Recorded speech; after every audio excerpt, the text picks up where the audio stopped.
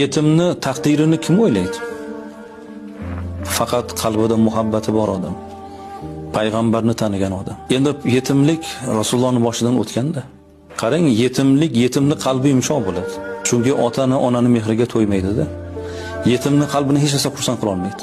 Hamma narsani mahliyo qiling, baribir qalbi to'lmaydi. Shuning uchun qalbi ularning nozik bo'ladi.